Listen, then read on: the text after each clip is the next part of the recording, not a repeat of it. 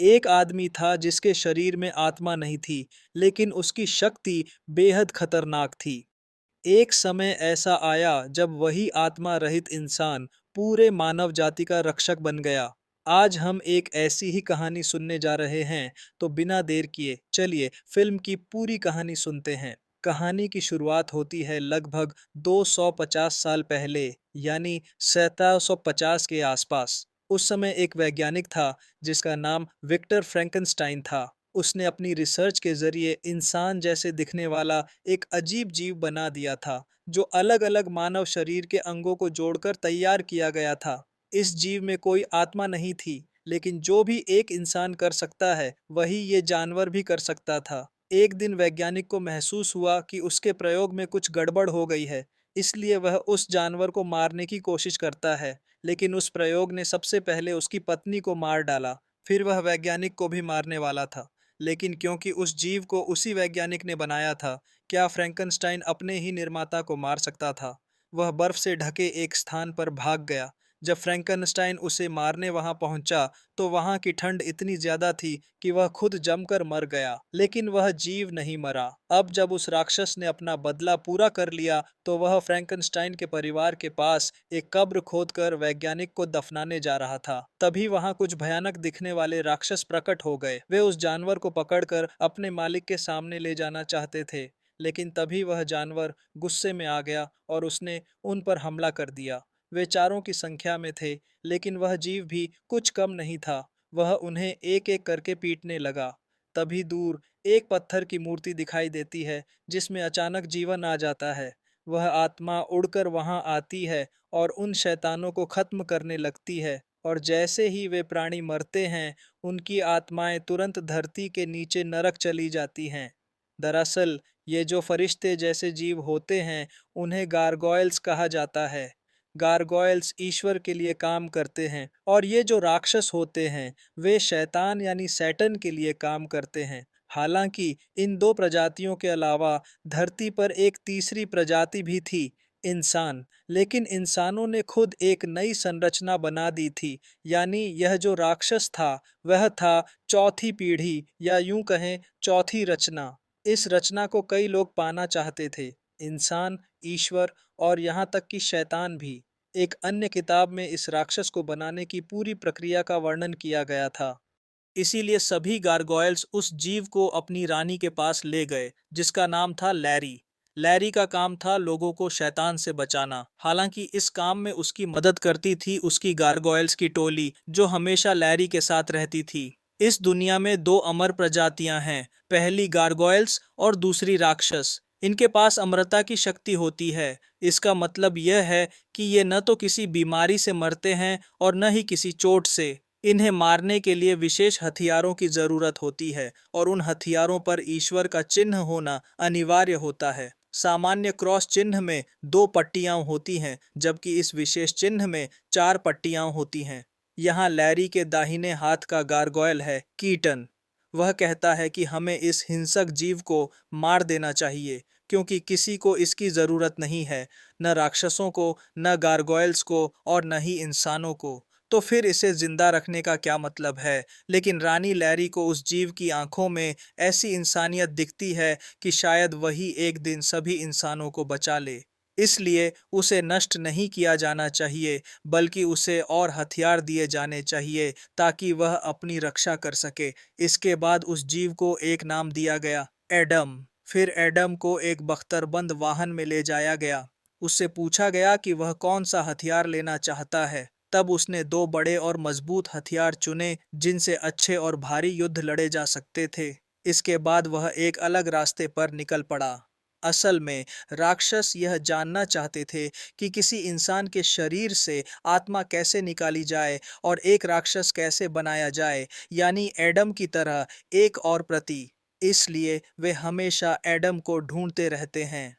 लेकिन एडम ने कसम खाई थी कि अगर वह कभी शैतान के हाथ लगा तो वह मर जाएगा। इसलिए वह खुद ही उन्हें ढूंढकर खत्म कर देना चाहता था। करीब 200 साल इसी तरह बीत गए, और आज भी एडम का मिशन जारी है, राक्षसों को खत्म करना, एक दिन कुछ ऐसा ही ढूंढते हुए उसे वहां एक राक्षस मिला, लेकिन जैसे ही एडम उस राक्षस को मारने वाला था, एक पुलिस अफसर वहां आ गया। उनके बीच झगड़े के दौरान वह पुलिस अफसर गलती से मारा गया और इसी का फायदा उठाकर वह राक्षस वहां से भाग निकला। जब यह खबर गारगोयल्स यानी फरिश्तों को मिली तो वे तुरंत एडम को अपने साथ ले गए। फिर दृश्य बदलता है और एक नया शैतान दिखाया जाता है जिसका नाम है नेबिरस। उसने विक्टर फ्रैंकनस्टाइन के सारे प्रयोग अपने लैब में फिर से शुरू कर दिए हैं ताकि वह एक नई मानव प्रजाति बना सके। लोगों को धोखा देने के लिए अब वह खुद को डॉक्टर वास्क कहता है। वास्क का असली मकसद था एडम जैसे और जीव बनाना, इसलिए सबसे पहले वे एक चूहे पर प्रयोग कर रहे हैं।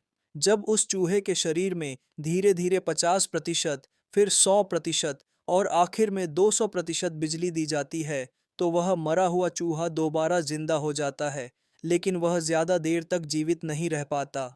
इसी बीच क्लब से भागा हुआ एक राक्षस अपने बॉस नेविरस के पास पहुंचता है और कहता है कि एक निरा आत्माहीन इंसान उसके पीछे पड़ा है, यानी वह एडम की बात कर रहा होता है। वह राक्षस यह भी बताता है कि वह जीव हमारे 6 साथियों को मार चुका है, अब जल्दी कुछ करना होगा। फिर सीन एडम की तरफ कट होता है। इस वक्त उसे कैद में रखा गया होता है। एडम से कहा जाता है कि आज से वह बाहर घूम नहीं सकता। तब एडम कहता है, मेरी आज़ादी मेरे हाथ में है, तुम्हारे हाथ में नहीं। और तुम लोग जो राक्षसों से लड़ाई कर रहे हो, मैं चाहूँ तो तुम्हारी मदद कर सकता हूँ उन राक्षसों को मारकर। तब लेनोर कहती है कि तुम हमारी मदद नहीं कर रहे, बल्कि उन्हें ख़त्म करके उनकी मदद कर रहे हो। लेकिन इस पूरे तनाव के बीच बहुत से आम लोग भी हमारे अस्तित्व के बारे में जानने लगे हैं, इसलिए यही बेहतर होगा कि तुम अब हमारी कैद में रहो। फिर एडम वहां मौजूद लोगों से मदद मांगता है, लेकिन वे लोग दरवाज़ा बंद करके चले जाते हैं। फिर सीन नेबिरस की ओर कट होता है। वह अपने एक खास कमांडर को बुलाकर बताता है कि एडम इस वक्त इसी शहर में मौजूद है और वह हमें ख़त्म कर देगा। इसलिए इससे पहले कि वह कुछ करे, हम बहुत सारे लोगों को भेजकर उसे मार देंगे। दूसरी ओर गिरजाघर की छत पर खड़े कई गारगोयल्स एडम की सुरक्षा के लिए संकेत पत्र बांट रहे होते हैं। फिर एक के बाद एक करके 100 से भी ज्यादा राक्षस गिरजाघर पर हमला करने के लिए आ जाते हैं और यहीं से मौत का खेल शुरू होता है। सच कहें तो यहाँ की सीजीआई बेहद शानदार है। ऐसा लगता है जैसे एवेंजर्स इन्फिनिटी वॉर चल रही हो। ये गारगोयल्स, जिन्हें फरिश्ते भी कहा जाता है, उनके पास ऐसी शक्ति होती है कि वे अपने इंसानी रूप से एक विशाल उड़ने वाले राक्षस में बदल सकते हैं। उनके पास कुछ विशेष हथियार भी होते हैं जिन पर ईश्वर का चिन्ह होता है, जिनके जरिए डेमोस को खत्म किया जा सकता है। और इसी वजह से यहाँ एक गारगोयल जिसका नाम कीटन है, वेरियस और नताशा के साथ मिलकर इन डेमोस से लड़ने के लिए तैयार हो जाता है।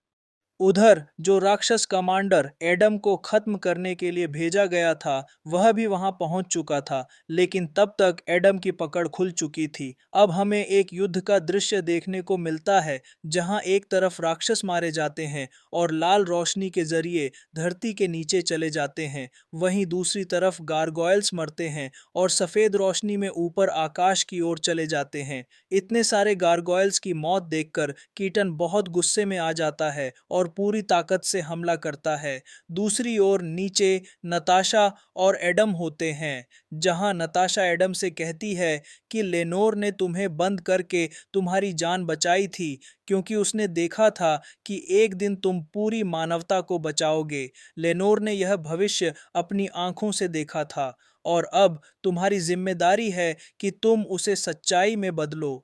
मेरी जिंदगी यही खत्म होती है। यह कहते ही नताशा भी सफेद रोशनी में परमात्मा में समा जाती है। यह सब देखकर एडम बहुत गुस्से में आ जाता है। नतीजतन वह राक्षस कमांडर का गला पकड़ लेता है और उससे पूछता है कि उसका असली मकसद क्या है। तुम मुझे क्यों चाहते हो? तुम मुझे नेबिरस के पास क्यों ले जाना चाहते हो? तब कमांडर कहता है, नेबिरस तुम्हारे पास नहीं आएगा, बल्कि तुम खुद उसके पास जाओगे, क्योंकि हमने तुम्हारी रानी लेनोर को बंदी बना लिया है। अगर तुम लेनोर को बचाना चाहते हो तो विक्टर फ्रैंकनस्टाइन की वह पुरानी किताब हमें सौंप दो। तभी हम तुम्हारी रानी को छोड़ेंगे। इसी बीच हम देखते हैं कि कीटन गिरजाघर में अपनी रानी को ढूंढने आता है, लेकिन रानी को डेमोस ने कैद कर लिया है। यह देखकर कीटन बहुत गुस्से में आ जाता है और वह सोचता है कि आखिर इतनी छोटी सी किताब के लिए इतना बड़ा युद्ध क्यों हो रहा है।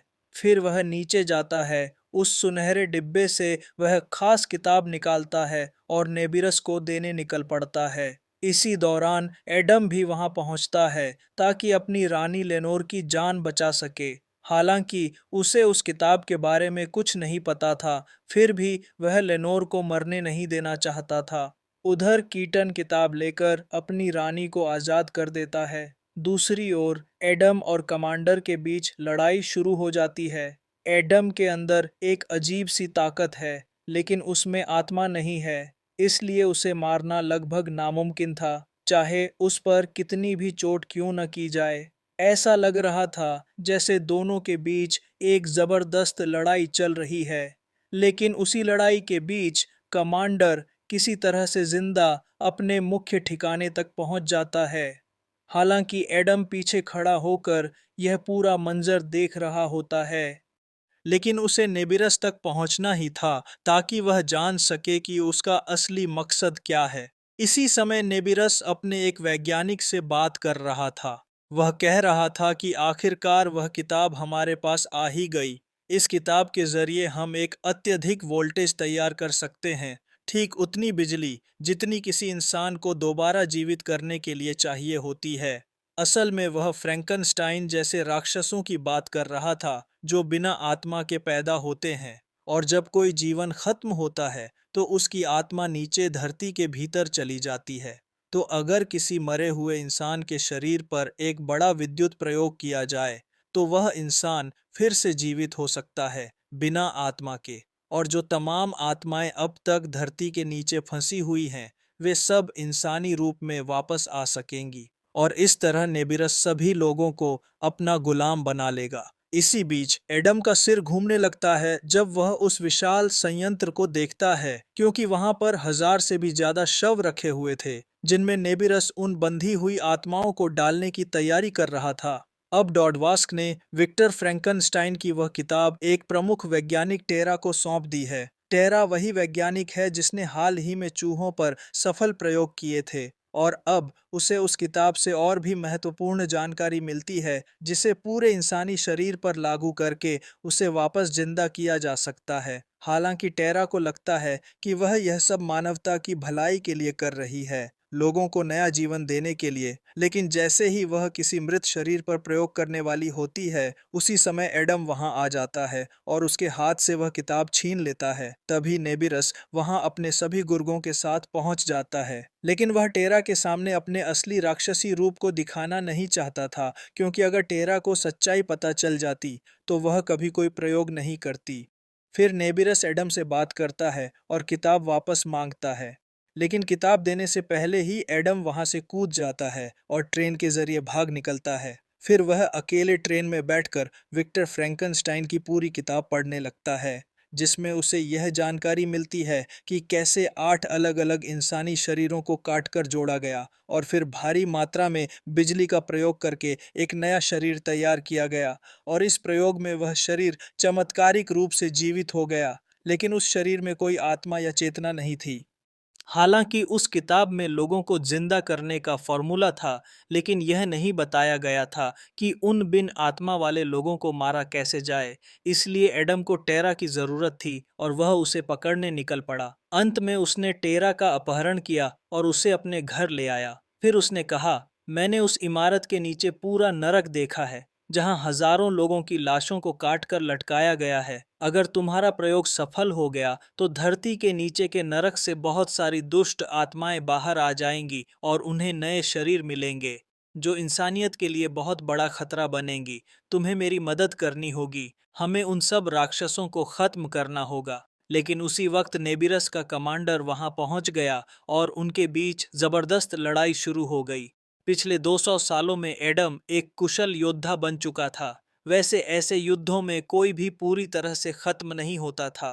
टेरा ने तब एडम की मदद करने के लिए एक चाल चली। उसने एडम से कहा, इसे मत मारो, तुम्हें पता है क्या करना है। और उस मौके का फायदा उठाकर एडम ने अपने एक खास चाकू से कमांडर के सीने में वार किया। नतीजतन वह वहीं मर गया। फिर वे दोनों उस किताब को लेकर अपनी छुपी हुई जगह पहुंचते हैं। उस वक्त एडम की पीठ पर गहरी चोट लगी हुई थी। यह देखकर टेरा कहती है, मैं एक वैज्ञानिक हूँ, साथ ही एक डॉक्टर भी। मैं तुम्हारी इस बड़ी चोट को ठीक कर सकती हूँ। लेकिन जब वह एडम के शरीर को देखती है तो पाती है कि पहले से ही उसके शरीर पर कई गहरे जख्म हैं। तब एडम कहता है, अब तो मैं इन जख्मों का आदी हो चुका हूँ। हमारा असली मकसद मेरे शरीर को ठीक करना नहीं, बल्कि उन सारे दुष्ट शैतानी ताकतों को खत्म करना है।